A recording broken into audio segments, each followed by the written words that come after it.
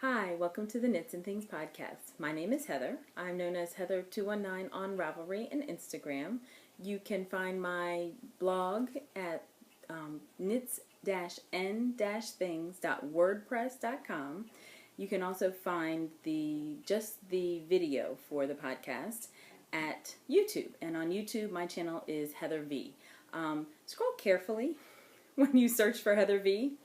There's some Heather V's that are not me. I found that out the other day. Yeah, definitely a knitting podcast. I don't know, maybe I should add something else to the name. Can you change your name once you go on YouTube? Can you change the name of your channel? That would be a good thing, right? All right, so it's been kind of a crazy week. And I've got my show notes on my son's iPad, and it keeps shutting down on me. So I'm about to turn off his screen lock because he's got a complicated password. So, welcome to the show. Today I actually have some new segments for you, which is why I want to be sure to have my notes in front of me, because I've been thinking about different things that I want to add, and today during my reading groups, I was making up names for them. I actually think the one I had thought of before. So now that the cooler weather has hit, I'm going to add in a kind of a what are you wearing type segment. I know the Yarniacs do that one, and I really like that, to hear about what they're wearing.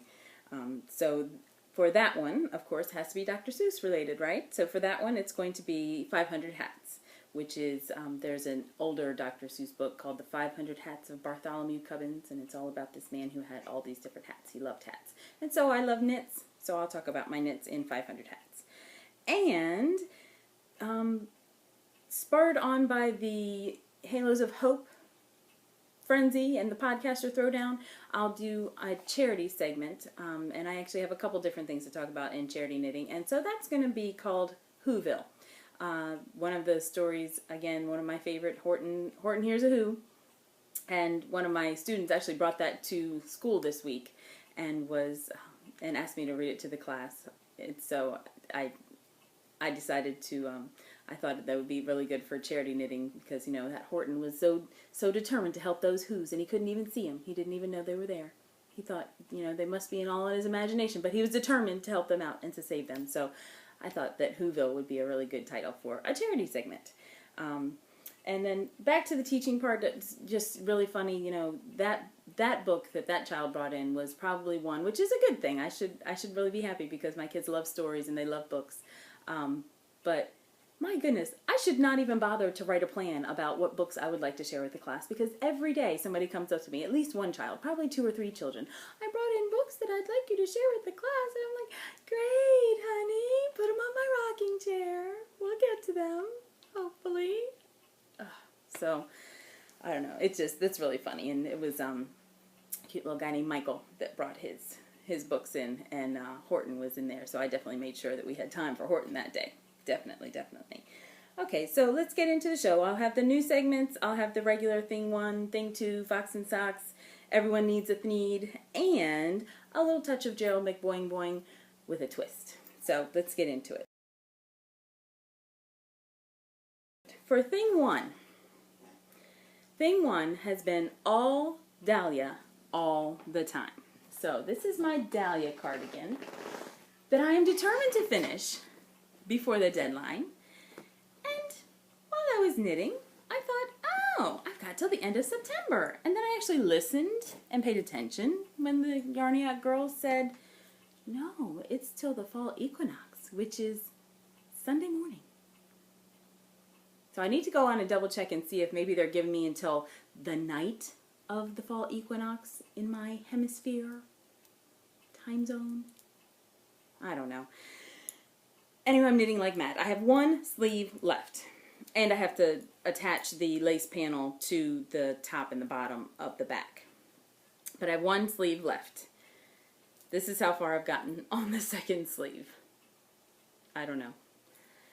There's lots of decreases. That's one good thing I can say. But when I get to that lace panel, so I don't know. I don't know if I'm making it, but I would really like to. And I would really like to wear the sweater as well. So And here's the other sleeve. And I did go ahead and do it green and purple. When I put this sweater on the other day to check it in the mirror, I'm not sure that I'm crazy about the purple around the edge. So I still have enough green. It actually only took me, I used almost exactly one skein or one ball of the green yarn for the sleeve. If you can see where this is attached, I made it all the way to there. All the way to there with the green yarn. I just had to do that little bit with the extra skein of green, and then I did the purple. And when I did the purple, I had a place that just all of a sudden the yarn just stopped.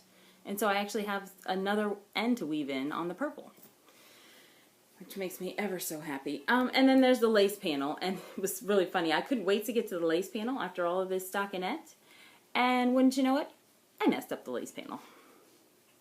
I got it back on track, but you can definitely see right here is where I didn't quite do what I was supposed to do. But something seemed off to begin with. I don't know if maybe I didn't have enough stitches, maybe I didn't count the right number of stitches when I first started. I don't know. I guess it could have started right there, because that doesn't look quite like it does on that side, does it? I don't know. I don't read lace in a pattern or on the garment very well. Like, I couldn't look and say, hey, this is this and this is that. We need to do all of this. You know, oh, this yarn over is where it's supposed to be. Or as I'm knitting along, I don't do a very good job saying, okay, I'm supposed to yarn over here. It needs to be right on top of this kind of stitch. I don't do very well with that. I did a little better during this, though, trying to make sure that the leaf closed up the way it was supposed to. And I think I did a pretty good job. I think this side and this side at the top look the same. Maybe. I don't know. But you can tell it's a leaf, and it's done. As done as it's going to be. I'm definitely not ripping out down to there to fix it. So this one will look like this. So again, I have the rest to do, and you can somewhat see. I guess I could try and slide it on. I don't know. I'm over here in the chair today because the lights, for some reason, I don't know if it's just because it's really quiet in here or what, but the lights seem to have been buzzing, and I didn't want to sit over at the table. I felt like I was right underneath the buzzing lights. So when you put it on, you can kind of see what it's going to look like. This definitely needs to be blocked so that it will lay the correct way. There's all the arm. And it definitely needs to be attached in the back. There goes my squeaky chair again. Definitely needs to be attached in the back, which will probably help it to lay the right way. But it's really very pretty, I think. Let me turn all the way around so you can see the back. Different. So there it is. Pretty, pretty. And I think it's going to be very nice and comfortable and cozy. And it definitely has started to be sweater weather in the mornings, which is why I've gotten to wear some of my hand knits. So that is Dahlia, and I'm on a time crunch. I have tonight and tomorrow to do that sleeve. So I actually turned down a date this evening to stay home and knit. But it's okay, because we're gonna go to see some live music tomorrow. One of my favorite jazz artists is in town tomorrow, so I'm gonna go get to see some Cassandra Wilson tomorrow, live and in person. It's gonna be great. So that'll make up for not going out for our usual Friday night. Okay, so the next thing for thing one is a super secret test knit that lives in this bag. I'm gonna make it torturous. Lives in this bag. This is that Clever Clementine.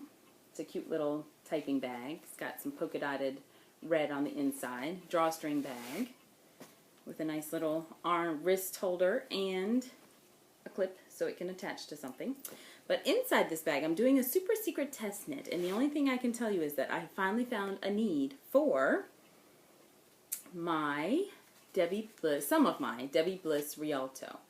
So I don't know if I talked about this when I first mentioned this. I was trying to figure out what to do with this, and I thought maybe I would do some baby items, which I still think I will do, and I'll get to that in a minute. But I'm going to knit, I'm doing a test knit, and I'm using some of this yarn. I think I'll probably only need a skein or maybe two. Probably two. And then after that, I think I am going to do some baby knits. I have a coworker who has one daughter who is 10 months old. 10 months old? Maybe she's 11 months old now. She's going on 11 months. She was born on Election Day last year.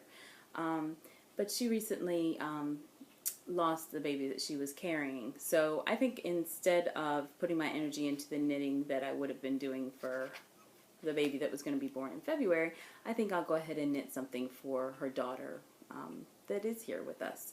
So this Debbie Bliss Rialto I've used in the past for a really cute, there's a pattern called Anouk, A-N-O-U-K, from Knitty. It's a free pattern, and it's a cute little romper for a girl. And I use this yarn for a niece. Well, she's not really technically my niece because I'm not married to her uncle anymore. But I used this and it worked out really, really well. So I think I would like to do that again for her. And she's definitely a girly girl and wears pink, so I think she might like that. But it's Debbie Bliss Rialto. It's a superwash merino. It's actually merino, well, it says extra fine superwash, and it's very soft and squishy, so it will be washable, you know, somewhat easy to take care of for a knit. So I think we'll probably use that. But I'm enjoying knitting it up. I really wish I could show you because it looks really, really good knitted up into the piece that I'm doing.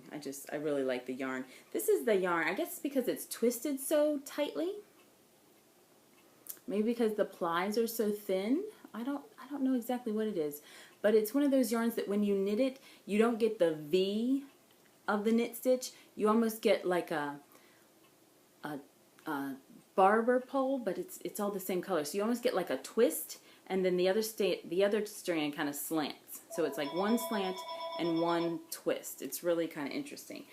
But I really like the yarn, which is why I got it, even though it was in pink, and decided to try and use it.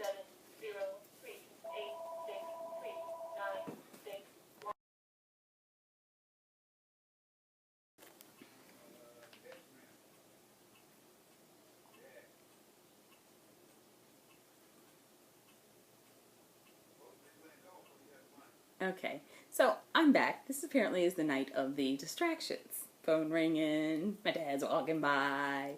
Crazy, crazy, I tell you. All right, so on to Fox in Socks.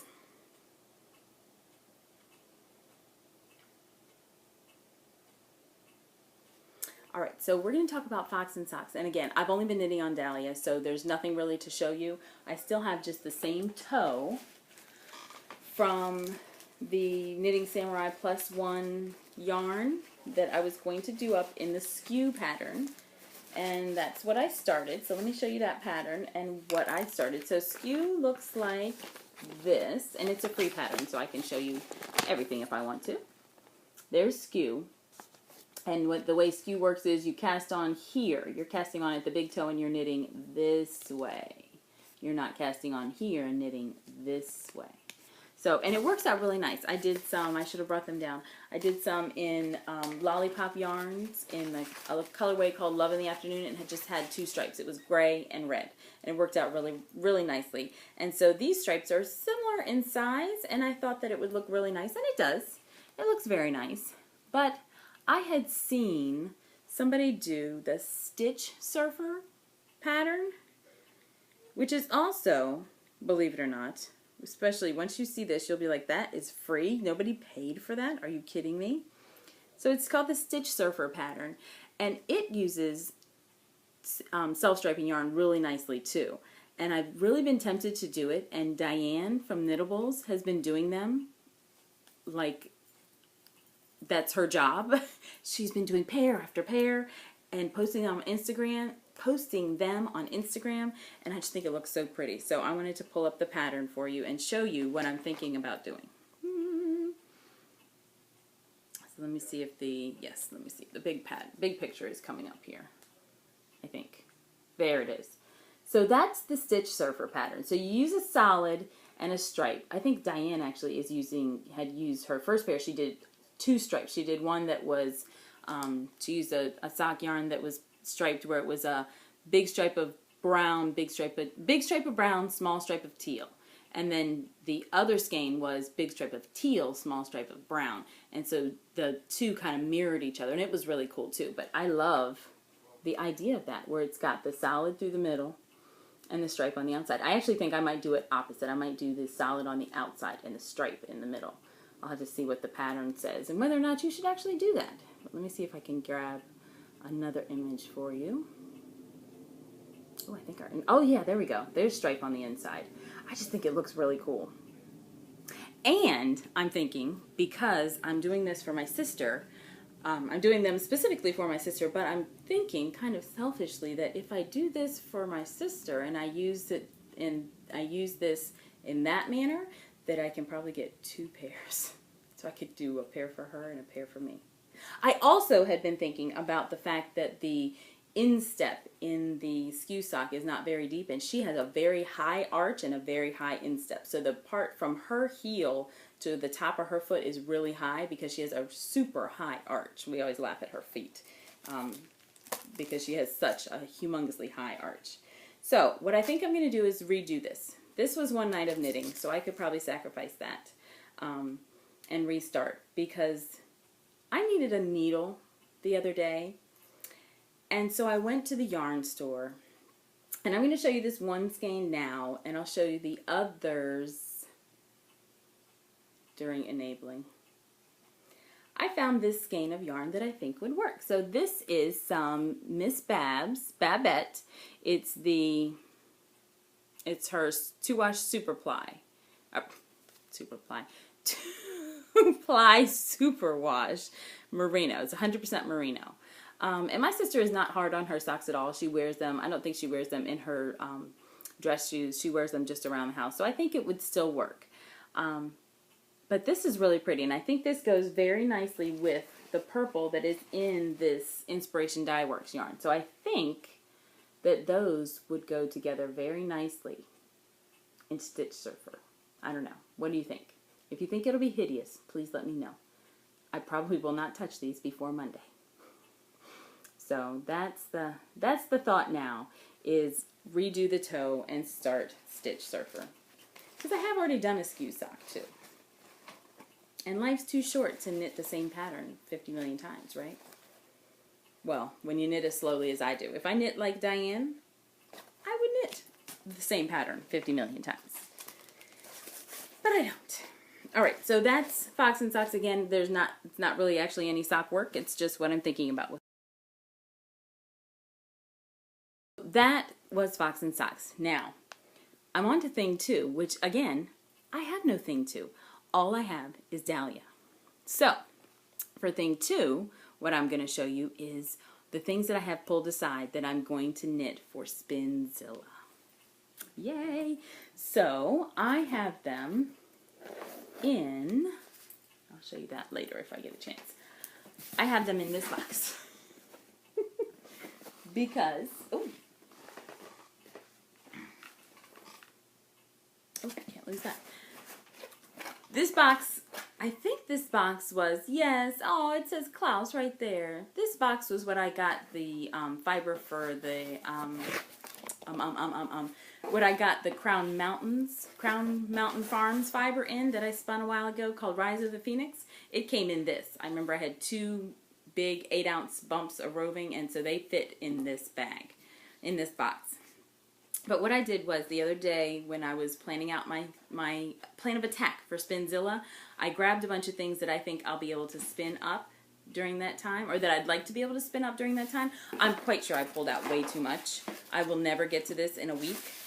But these are the things that would be possible. Things that I thought would be easier to spin.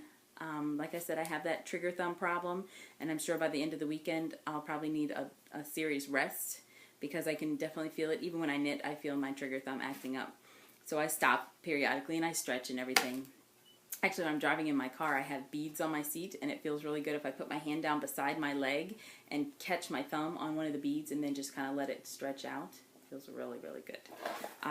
So I've been resting and making sure that I'm pacing myself, because I definitely don't want to injure myself again. If I couldn't knit, I'd be hurting.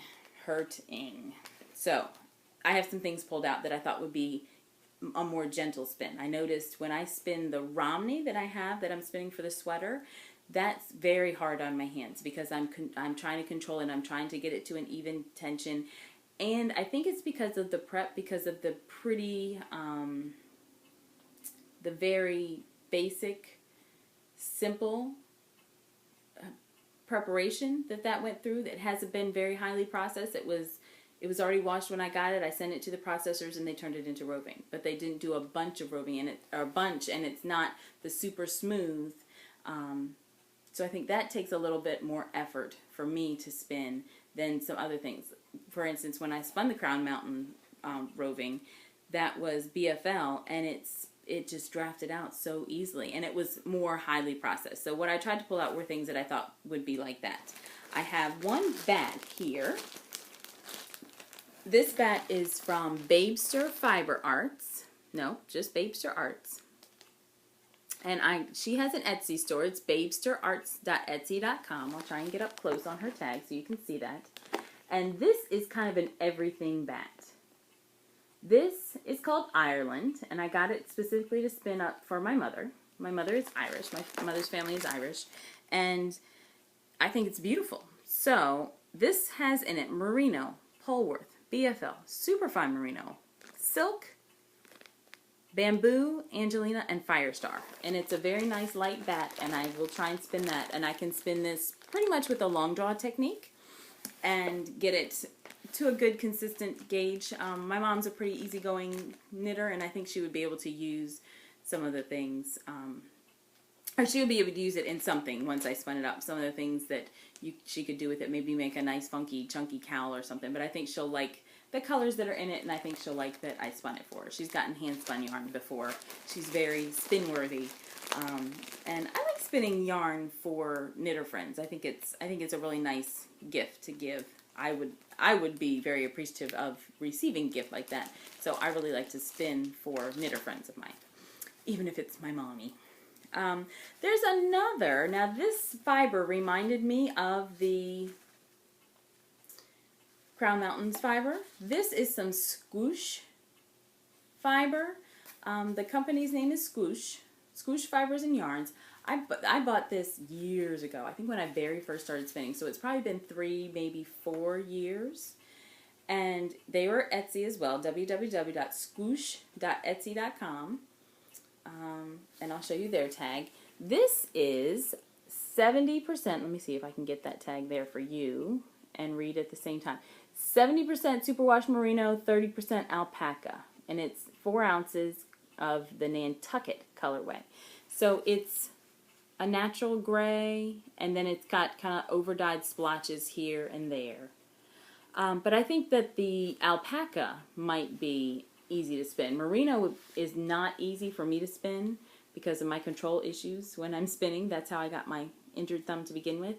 But I think with the alpaca in it, the alpaca is a much longer fiber, and I think this might be nice and easy to spin. I don't know. We will try it. I'll definitely do a little bit, just a little test sample first.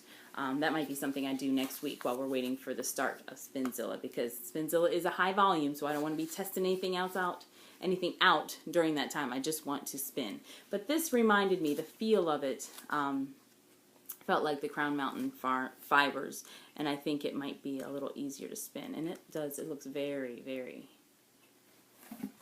lofty and clingy, and I think that'll be nice to spin. So that's in my bag of tricks, and I actually have 2 of those. There's one, there's 2. What is tacking around there? Oh.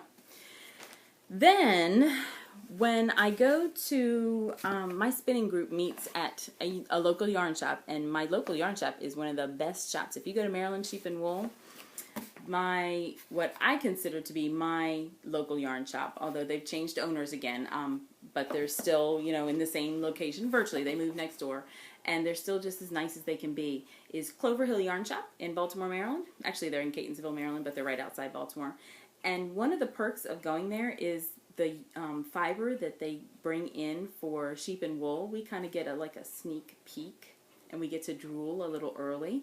And so I made sure that this found its way home with me this year. This is Dicentra Designs, and it is 85% Polworth, 15% Tussis Silk in the color Wood Sprite. And it is heavenly. Polworth and silk seem to be a very popular combination this year at the festivals. And this, again, feels very light and very fluffy. And this will probably be the first thing I spin. I would like to say I have this major plan for how I want it spun and what I want to do with it, but I really just want to spin it. So I want to see what it looks like when it's all spun up. So this, I don't know, I want to spin this. I really just want to spin it and see what it looks like. So, I don't know, I'm excited to spin this. And it will probably be first, although I kind of feel like I should do the Ireland for my mom first. I don't know, we'll see. But that should be fun to do. And let me make sure to show you their tag. There's Dicentra Designs. I hope that's going the right way. Dicentra Designs at msn.com. Looks like their email. Oh yeah, I don't really see a shop name at all. But I'll show you. There's the email on there as well. So Dicentra Designs. Radiant colors to brighten your world. And that is really gorgeous. The turquoise and the royal. And then there's a purple. And there's a forest green and a hunter green. And it's really, really pretty. I really like that. Alright, so that Polworth and silk will get spun up. Then I have a little bit more of the Neighborhood Fiber. That's whose tag is flopping around in here. I don't know if I showed you this little mini skein that I had left over after I spun this and plied it together with something else. I think that was for the Color Me Different. Yeah, Color Me Different challenge that Diane from Knittables had over the summer. Or was it last fall? Last spring-ish, maybe. But I spun this up. I spun a strand of this along with a strand of like a blue and teal and green from Fat Cat Knits, and I plied them together. And I'm going to use those for a hat for a little girl. It's actually the little girl, my hairdresser's little girl, who always comes and looks at me very shyly when I go over there. But this spun up really nicely and very easily, and I would like to do that again too. This is Neighborhood Fiber Company. This is her merino silk roving, and it's merino wool, 80% merino wool, 20% silk. And it's spun up very beautifully here, applied together very nicely there. That was just a little test run of a Navajo ply with what was left on the bobbin. And so I have this much left. I didn't weigh it to see how much is left, but the point is just to get yardage when we're doing Spinzilla, so I'm just going to spin that until it's gone. I'm going to do the same thing with this mystery fiber. I don't know where this came from. I want to say I got this at Clover Hill during their Maryland Sheep and Wool extravaganza as well. I never finished what I was saying with that, did I? So Clover Hill is my local yarn shop, but they run an awesome booth during Maryland Sheep and Wool. They have, it's like Indie Palooza. All bunches and bunches and bunches of different indie dyers give them fiber to sell during Maryland Sheep and Wool. I think they get Fat Cat. I think they usually have Fat Cat there in the store anyway. They get Neighborhood Fiber. They get Cephalopod. They get, I don't know that they get Dragonfly, but they get Jazz Turtle Bats. I mean, they get a lot of different things. Those are just the ones I can think of off the top of my head. So I'm not sure exactly what this one is. The tag has been missing for a while. I had been plying this, or spinning this, on a larger Turkish spindle that I got at the festival one year, and I just really don't like the big Turkish. So I had kind of just, it was kind of stalled and just sitting there in a bag. So I just pulled it off of the spindle, and I think I'll just spin the rest of it up during Spinzilla. Definitely woolly. It feels a little bit softer somehow though, so I wonder if it might be a wool and silk blend as well. And then I have one more. I have another bump from Singleton Fiber. This is the same people that did the roving that my white fleece, my white Romney is from this summer at Sheep and Wool, and they are Singleton Fiber Processing. They're here in Maryland, but they're out in Frederick, Maryland, which is a beautiful old town. And they're fairly new. I think they've been around for maybe 3 years or so, but they're very nice people. They run a really friendly business. They have excellent prices, and they do really good work too. And so this is a skein of their regular mill fiber in the Lakeside colorway. There was no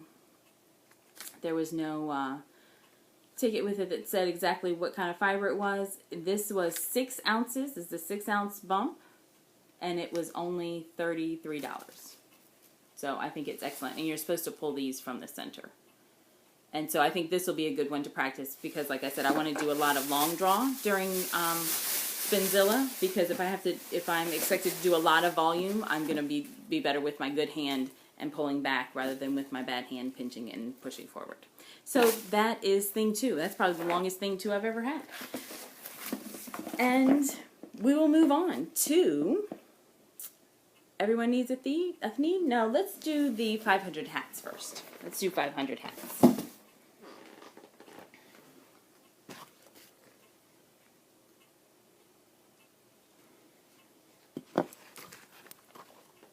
All right, and so now I'm remembering why I don't like sitting here. It's because when I lean forward to get close to you guys, my head gets cut off. So I'll try and remember to stay back in my chair like a good little girl. 500 hats is what I've been wearing. And so now I'm remembering why I don't like sitting here. It's because when I lean forward to get close to you guys, my head gets cut off. So I'll try and remember to stay back in my chair like a good little girl. 500 hats is what I've been wearing. It's been nice and cold in the mornings. It's actually been really great. I got to wear my brickless twice, and then today I actually put on a sweater because I wore, in my classroom it's hot, so I wore a sleeveless shirt, but to go outside I needed something. So the other couple days I had been wearing something that had at least a little bit of a sleeve, so I just wore my brickless. And what I discovered was I don't necessarily like wearing it all zhuzhed around my neck. So I think the normal way that you would want to wear this is you start here and you just keep wrapping. And you wrap, and you wrap, and you have this wonderful bundle of gorgeousness around your neck. But it doesn't seem to lay right. Maybe it's just me who doesn't know how to wrap it right. So it's pretty. There's all those colors. It's around your face. It's gorgeous, right? Well, coming home, in the afternoons, it's still been up to like 75 and 80. So it's 45 in the morning when we go to work. But then it's 75 or 80 by 10 o'clock when I take my kids out for recess. So I didn't need it all up around my neck. So I decided, I'm like, well, how can I get this on so I don't have to put it down on the nasty playground and have it be as thin as possible? So I really like wearing it the long folded over style. So the way I wore it the last day that I wore it, and then home the first day that I discovered it, was I tried to match up the ends so that they came together, and then I made sure the side with the most zigzags was out, and I looped it around and tucked the ends through like that, so that you saw a lot of the swirly, squirrely corkscrew that it does there, and you got the color around your face, but it wasn't too much, and I really like that. So I think this is probably how I will be wearing this most often. And I got lots of compliments on it, probably half for the scarf itself and half for the color. It's just a really great color. Again, this was what I did in the Miss Babs Biker Chick from the Miss Babs Yowza Skein in the Biker Chick colorway. I really like it. It's perfect fall colors, as one of my friends on Instagram commented, and it's a wonderful, wonderful knit. If you were thinking about doing brickless and you're not sure, do it, because it's an easy knit. It's kind of a mindless knit for 2/3 of the time, and actually 3/4 of the time. So it's really nice to knit and really nice to wear. The other thing that I wore, so this morning when I had the no sleeves on, I pulled out my Dark and Stormy. So this is the sweater that I said I did as a knit along with Steph of the Knitting Samurai. It's a lovely cabled cardigan. There's that gorgeous cable down the back. It's got a wonderful ribbed shawl collar, and then it's got another cable down the front side panels. Well, that didn't make sense. Down the front panels, just beyond the edging, just beyond the button band. And I actually opted to not have a button, or not do buttons on my button band, because I never wear cardigans like this buttoned anyway. They're always like my work blazers, and I never would zip up or button up a blazer at work. Even if I was cold, I would just put it around myself and sit there and shiver. So I just didn't put buttons on it because I knew I wouldn't button it. But this is one of my favorite sweaters. I really liked knitting it. And this is out of one of my favorite yarns to knit with. If you have never tried Tess Designer Yarns, when you go to festivals, you need to check her out. She can be overwhelming. Her booth, to me, can be overwhelming because of when you walk in there, everything is so stimulating and there's just color, and you look around and you go, oh my goodness. But this yarn is really great. This is her Superwash Merino, and it's a worsted. It's actually like a light worsted. It leans more on the DK side, I think. It is a pleasure to knit with. It's very nice and springy. You can see it shows cables beautifully. It wears really nicely. I wore this a lot last year, and you can see a little bit of wear on the cuffs there, where they rub against papers and things. But that's pretty much it. There where my hair, I think, runs across my neck. You could see some, but there's not a lot where my arms go across. There's not a lot at the underarm. It's a really nice yarn. I actually have 2 sweaters out of this, and usually when I go to a big festival when she's going to be there, I have in mind I'm going to get a sweater's worth of yarn from Tess because it's just a good workhorse yarn to have around. Now, the last time I went in this past year, and I had in mind, I think I had in mind that I wanted a gray, and I just couldn't find the gray that I wanted, and I had bought some other things already this past year at Sheep and Wool, so I just left it. I actually was going to get some things from the clearance aisle. Did I end up doing it? I think we went through their clearance bins and then sat and listened to the auction for a while, and I ended up not getting it. But her yarn is really, really nice. They're really nice people, and from what I've heard and seen, they always have gorgeous men working in their booth. Always. Always. I don't know where they get them from. I think it might be the daughter who the booth is named for. So the lady that owns it and runs the company is not Tess. She named it after her daughter. But you will see Tess there, and she's usually the one in the pictures for the patterns that they have done up for them. And so I think that's Tess. So I think it might be like her boyfriend or something. But the man is beautiful, and I think half the ladies are there for the man, and the other half are there for the yarn, because he's really good looking. Really, really good looking. 2, everyone needs a thneed, and I'm going to show you. I had hoped to have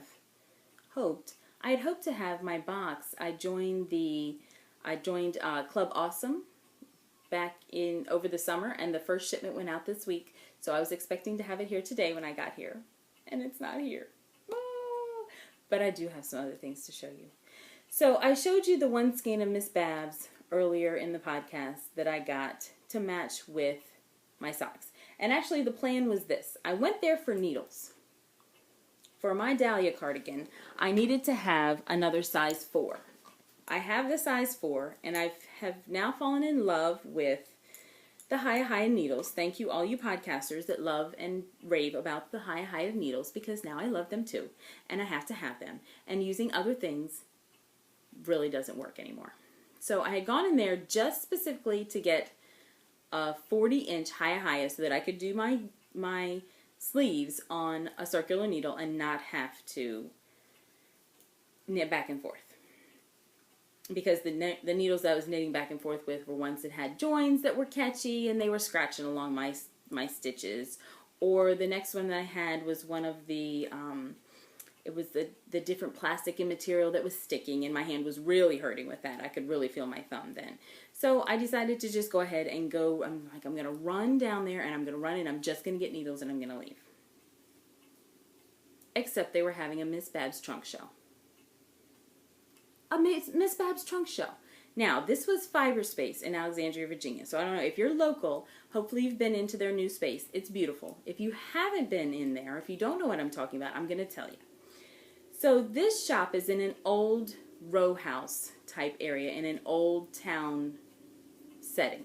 It's in Old Town Alexandria, historic Old Town Alexandria, in a very old house. Matter of fact, I think that I think that is called the Historic District. So things are not very new around there. It's definitely an old structure. When you walk in, you go up a couple stairs and you walk in, you look like you're kind of in a living room. Then you walk straight back, and when you walk straight back, you have your choice of going down into a shopping area on the right or down into a classroom area on the left. And the shopping area runs the whole length of the store, and so does the classroom area. It's separated in the middle by a wall, but the wall has window cutouts in it, and I think there might even be some glass block areas in it because it's very light and airy and it's beautiful in there. They have a really nice setup. Then I'm trying to think of how many tables. I guess there's probably 4 or 5 tables back there. I might be exaggerating. I can see nothing but the Miss Babs yarn in my mind. So I think the yarn fumes have still gotten to me. They had the entire classroom area filled with Miss Babs yarn. The whole area. The whole area. Yowza, lace weight, Babette, everything. Miss Babs. So the whole length of the store, nothing but Miss Babs on that side. Nothing. I was doomed. But I think I did do well. So I got the one skein of dark yarn, dark purple. And this was, I don't know if I ever told you the name. This is called Space Truckin', this purple. It's 400 yards. This is the Babette, which is just the superwash. Plain old 100% merino superwash. Oh, it is superwash, so that'll be good. I was thinking it was just merino. So that'll be fine for the socks. I had another skein of like a blue in mind because I was grabbing things that I thought would match up with either the blue or the teal in the Inspiration Dye Works. This purple worked out very well. I also, from the other side of the store, right by where the needles were, which is why I saw it to begin with, they have Spud and Chloe yarn. So the Spud and Chloe yarn, this is their superwash fine sock. It's 80% wool, 20% silk. There's 248 yards in here, but it's only $15, and I got 2 skeins. And that's nice too, but it didn't match up with the Inspiration Dye Works like I wanted. I'll show you how that one goes. This one's very light compared to the teal that's in here. So I didn't like that combination. And it's looking more blue in there, and it looks very teal here. So I don't know how it's coming out to you. It actually looks like it matches in there much better than it does here. It's not right here. It's okay there, not right here though. So that was out. But this is really nice too. This might be good for baby things. Although I know it's got silk in it. Maybe very special baby things. Or it might be good in a trade or a swap. I have the box that I talked about. It's on its way back to me as we speak. So we'll see what happens there. And I don't know if I can put 2 skeins in for one or not. I'll have to check the rules. But the last thing I got from Miss Babs is very wonderful. This is Miss Babs. This says Babette too. No, must be Yet Lace. Am I calling this the wrong stuff? This says, yes, this is not Babette. This is Miss Babs Yummy. I don't know how to read it. I just am blinded by the colors. So this is Babette's Yummy. Miss Babs Yummy. This is the Yet Lace Weight. This is merino and silk as well. 65% merino, 35% tussa silk. This is only 400 yards. This is the Celebration colorway, and this is gorgeous. These are my colors. This is fall right here. It's gorgeous. I love it. It's like apple picking and leaves turning and grass getting healthy again before it finally dies off, and more leaves and bark. It's just gorgeous. More leaves turning. Really, really gorgeous. So I grabbed this and put it in my stash too. So now I'm on the search for what to do with 400 yards of lace weight. It's probably going to be something cute for a neck, or maybe some cute mitts. We'll see. I think I'd get more use out of it if it was around my neck, though. It's very pretty. So those are the things that I got. Oh no, that's not all. That's not all. I also listened to Paula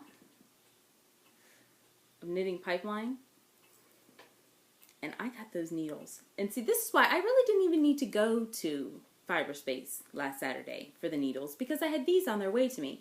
I expected them to take much longer. If you listen to Paula, she talked about needles that she ordered from China, that she said they took a really long time to ship, and she thought she had lost her money. I expected them to take forever, so I wasn't expecting them to come in, and they came in like on the next Monday. I had just bought the yarn and needles on Saturday. So these are needles that you order from China, and they look very much like the needles from Hiya Hiya. I'm trying to see if I have a Hiya Hiya case in here. A lot of times I keep the case right in with the project. I don't think so, though. Oh, yes I do. They look, well, maybe not. Maybe if they look like ChiaoGoo. Does ChiaoGoo look more like that? I don't know. Maybe. The title being there, and then this part being in red, maybe that's what reminds us of that. I don't know. But these are needles, and they're very much like the Hiya Hiya. They're the steelish type tip. They have a pretty good cable. The cable is actually, I'm sorry if this is horribly crinkly. The cable is actually a little cord. Actually, it's a little cable, if you can tell. There, maybe up against my fingers you can tell. It's actually a little cable. It's covered, so it's not rough at all. The join is very smooth. I have not knitted with them yet, but I did go through and put them all through my sizer to see what size they are, because these sizes we're thinking come in just the millimeter lengths. Like this one says 6, but when I put it through the sizer, it's a size 8 needle. The tips are okay. That's actually pretty blunt and pretty dull for an 8. I guess if you were using a really big yarn, they would be just fine for that. I don't know how much I would use the 8 anyway. But they go from 8 all the way down to a double or triple 0. So this one actually says 7, and it is a 7. And you can see the tips get a little pointier as you go. Here is the size 6. Getting better. That actually looked like a pretty decent needle. And they feel really nice. This one is a size 4, so it goes 8, 7, 6, 4. So it skips 5, but that's okay. I don't think there's a 5 in there. So 3.5 millimeter. And that one looks pretty good. That's a pretty pointy top. I mean, it's decent. It's not as sharp as the sharps. If you like the Hiya Hiya sharps, it's probably not the right one for you. This one is a 3. And 3.25 millimeters. And the tip is getting better, right? Getting better. This one is a size 2, and it's a 3.0 millimeter. And that's still pretty good. I could do some socks on, or a hat on that. And this is a size 1, 2.5 millimeter. Getting better. And then these are the crazy ones. I'm going to put these down because I'm doing a lot of crinkling, I know. This is a size 1, 2.25, so perfect for socks. And look at that tip. That is a really good needle. And I will take this one out of the case. This is a size 1, 2.25, so I have 2 of the same. And these are both double zeros. One was a little smaller than the other, but the needle gauge that I was using at the time didn't really register anything extremely different. But I think you can tell a little bit that this one is a little thinner. And it might have gone through the hole a little better. So I'm going to take one of the thinner ones out of the case so you can see that as the needle goes down, the cord does get thinner and more pliable. That 8 had the thickest cord, and it was the heaviest needle. And so here's the size 1.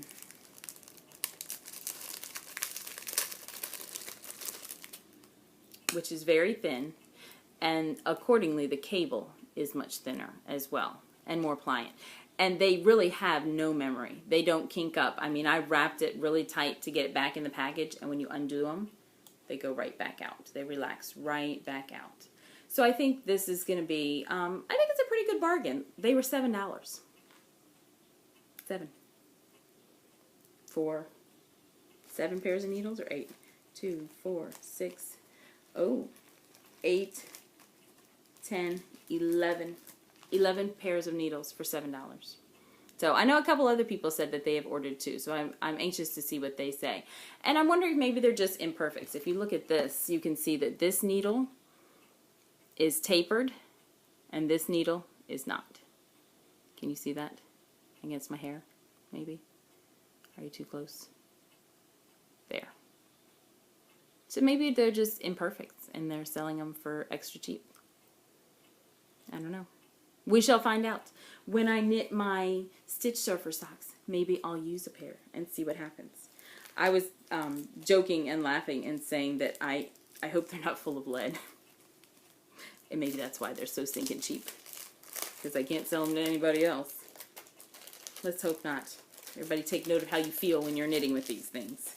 So we shall see. I'll let you know when I test drive them. So that is really it for enabling. I have bought nothing else, only because the others have not come in.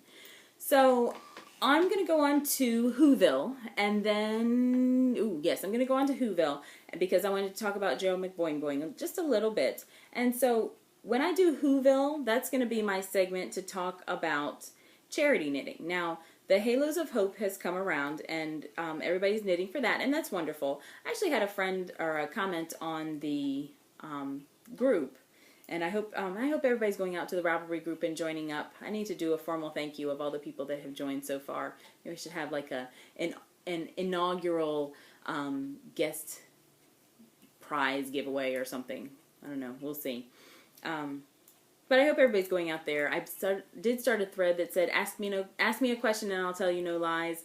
I really like when podcasters say that they will answer questions that you have. So if you ever have any questions about me, about what's going on here, about things I'm knitting, about things that I talk about in other ways, if it's a teaching question or a diabetes question or whatever it happens to be, feel free to ask me. And if you want, I'll answer here on the podcast. If you want, I'll send you a private message.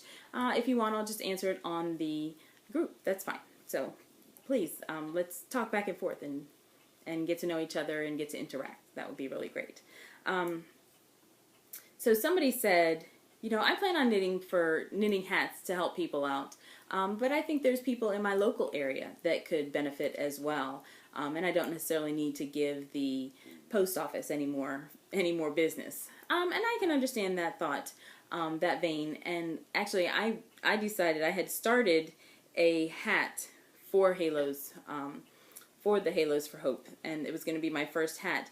And then I actually had a family member that passed recently, and when we were kind of getting together with family members, we noticed that we have another family member who is kind of ill and sickly herself, and she has lost a lot of her hair due to various different conditions that she's going through.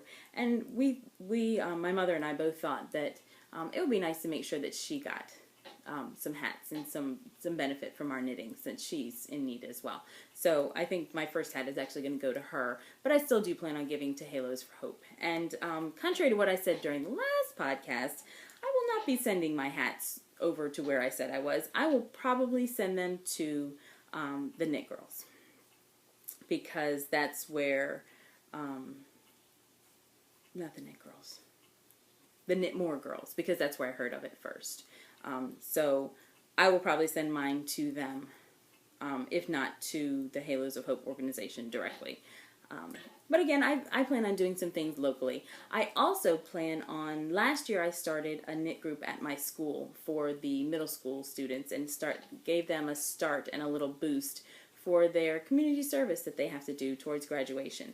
Now, I didn't find out until later that the community service that you can actually earn in middle school is not much. They want you to do the majority of it during your high school career when you're more grown and more of an adult and more able to do things on your own. Because let's face it, if you're doing something as a middle school, you're probably doing what your parents can take you to, or what your parents can allow you to, or what somebody else has put in your path, not something that you have actively searched out on your own. So I can understand that. So, but it does give them a little bit of a boost and a little bit of a head start. And so last year when we knitted, we were charity knitters, and we were knitting hats, or knitting blanket squares for Warm Up America. We actually need to finish that blanket, so I'm going to have the group that starts with me this year finish that blanket up. We have enough squares, we just need to put them together. But I wanted it to be, I didn't want it to be something that I did for the children. I wanted for the children to be the ones doing it. So I want the blanket to come from the students at my school, not from me per se. So that's one thing I'm doing. And then once the blanket has been sent off, then I'm going to start this next group out doing circular hats. And I think that'll be a really nice way, excuse me, I think that'll be a really nice way to get them into the groove of knitting more. A lot of times what would happen is the students that caught on right away, and they needed no more help at all. But the students that struggled sometimes struggled a lot because they didn't have that time in between where they could practice. So I think starting them out circularly and just doing the knit stitch and just keep on going around and around and around, where they're not going to get to the end of the row where they have to wonder, oh, where does the needle go in now? Which way do I go? What am I supposed to do? I think that'll be a really nice way to introduce them to knitting. So that's what I plan on doing for this year. And I started last year, I think I didn't start until January. So I plan on starting in November this year to get a little bit of extra time. I also am going to cut down the number of students that I had last year. I was very ambitious, and I said that 10 people could be in the group. And then Silly Miss Vereen, who deals with first graders all the time, thought it was so sweet that a boy would want to learn to knit, and so I let 2 boys in as well. Yeah, they wanted to be there for the girls. So it's the older kids in the school, and they're 6th grade, and I didn't think that in 6th grade people were worried about that stuff, boyfriend, girlfriend stuff, and they totally were, and it was totally a disaster. And when there were 10 of them there, it was way too much. There was just way too much going on, especially in the very beginning when everybody was learning to knit.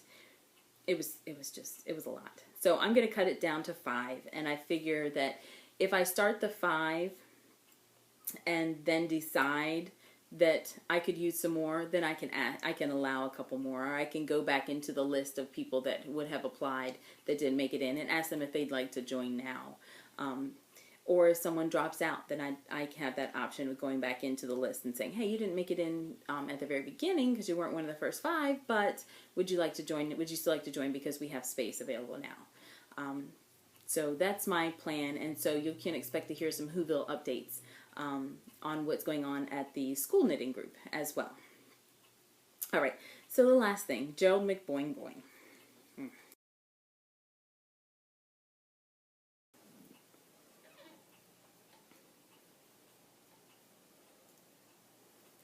Hi, little change for you.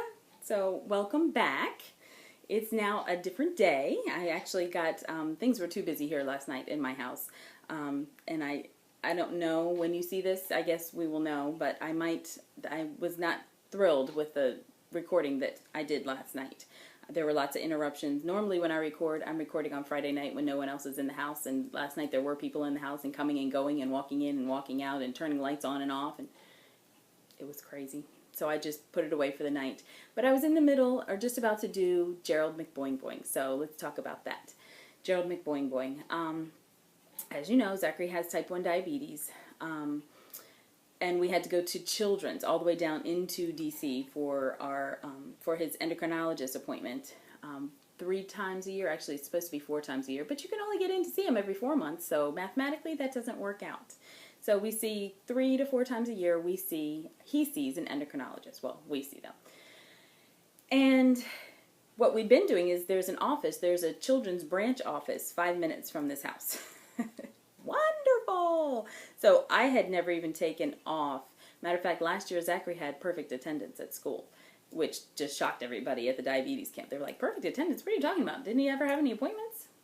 Yes, he did, but we didn't have to leave school early. I would leave, if we got the correct appointment time, I would leave with when my children left. In other words, I wouldn't stay and do my teacher extended day after the children left. I would just leave when my kids left, and it would usually be fine. Because as long as I don't need somebody to cover my classroom, I don't need to take a sub day, as long as I'm not doing it every day.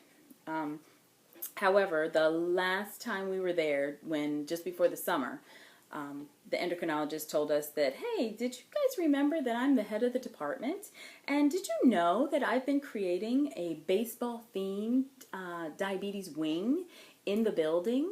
And, well, yeah, it's opening up in about a month, and I'm only going to be seeing patients there from now on. So, we had to make the trek into D.C. last week for his appointment, which, it's a beautiful, beautiful facility. Newer staff, though, you could tell. Apparently there was a child in, and now they're in there with their parents, so it's not that big a deal. But apparently there was a child in, and while he was waiting for the doctor, had a low blood sugar, and the office staff had no idea what to do, and there was nothing around to help him. So apparently the mom had a juice with her, and then the staff went around and found a juice from somewhere, which juices sugar and carbs and what you need when you're having a low blood sugar. But, I heard the doctor come out and say, okay, I'm going to have to make sure you guys know what to do when we're having a low blood sugar. I'm thinking, why don't they know that already? Anyway, so beautiful new facility, sponsored by the Nationals, which I love. I think the Nationals are a great team, and it makes sense. I had heard a couple times last summer when I was at games, I had heard them say that they were working on, I forget what fund it was, but I didn't connect that was what the fund was for. I had heard them, they did a couple little commercials in between innings here and there about, helping children with type 1 diabetes, which I thought was great and probably endeared them to me even more. The Caveman and you support type 1 diabetes. That's great. Caveman is Justin Worth, by the way. If you're a baseball fan, you might know what I'm talking about. If you don't know, just Google Jason Worth and you'll see him. He looks like a caveman. The sexiest caveman you've ever seen in your life, but he looks like a caveman. So that was the appointment downtown in the middle of DC. Wasn't too bad getting there. We actually took just under an hour, which it sounds horrendous, and it is, but it's okay. Coming home was the problem. So next time we have the appointment a little bit earlier, I can probably still leave work the same time. And then as long as we leave right when the appointment is over and don't have an extended wait, we should get out of town before all the traffic hits, and which was what the problem was coming home. Because, you hit traffic trying to leave DC, and then everybody else that has left is right there with you. So it was probably close to 2 hours to get from the hospital to my house when the appointment was over. But, the appointment was pretty good. Zachary's A1C went down, which was good because the last time we were there, it was the highest it had ever been, which saddened me and frustrated me and made me angry all over again. But it was better this time, and actually it's I think it's even better than what it looked like because the A1C covers like a 3-month span, so it didn't cover this latest month, which I think his numbers have been pretty perfect in the last month. We had to make some adjustments for him growing and things, and just needing more insulin because now he's a bigger kid. So his numbers lately have been really good. So I think it's looking on the brighter side these days. But I told you this was going to be Gerald McBoing Boing with a twist. So that's pretty much all he's doing. Lacrosse has started up again, and that's going to be okay again, except for the drive. He's on a team. They play just once a week in a neighboring town. It's actually not a neighboring town. It's a town a couple towns away. It's around our Beltway. But it's on the side of the Beltway where you have to go past the Washington Redskins stadium. And tomorrow will be the first day that we get to try this out because tomorrow there is a 1 o'clock game and he plays a 4 o'clock game for lacrosse. So I think going to the game, I think we'll be all right because we need to go by there about 2:30, 2:45. So I think we'll be okay unless they're losing. And if they're really losing badly, people might be leaving already. But I think coming back might be the big deal. we'll see. I don't know. It might be spread out just enough that if Zachary's lacrosse game is starting at 4 and the Redskins game already started at 1, hopefully things are going to be pretty much over and done with. So the Gerald McBoing with a twist that I wanted to show you was my nephew. So if you follow me on Instagram, you see pictures of him a lot. He comes to our house on Tuesdays and Thursdays, and we get to take care of him there, or take care of him here, because my sister only has him in daycare part-time. So on Thursdays over the summer, I was taking care of him, and my son would help me, and my dad would help me. But now that I'm at school, it's just my dad, and my dad is no spring chicken. So I leave school as soon as I possibly can on Thursdays, which is 2:45, so that I'm home by 3. So my dad's only been here like maybe 5, going on 6 hours by himself. No, that's wrong, because she drops him off at 7. It's probably more like 8, going on 9 hours. So I come home as soon as I can, and I love getting to spend time with him. Babies are so much fun. And, you know, I only had the one, so I'm trying to get in all the squeezes and snuggles that I can. And I'm the official rocker to sleep. I love to hold a sleeping baby. And so when he's here, he won't go in by himself in his crib because he's not used to it. So I always get to hold him to put him to sleep. And it's almost like he looks at me to go to sleep now. He was very, very tired last week on Tuesday when he was here. And I was holding him just on my lap. And he kept looking at me like, "You're going to put me to sleep, right? You're going to let me go to sleep?" But his mother was just about to be here, so we didn't want to let him go to sleep. But I have some new pictures to show you that have not been shown. These are pictures that they're actually sending. My nephew was adopted. I don't know if you know that, but he was. And these are pictures that they send to, periodically they send pictures to the birth mother, who is a wonderful woman.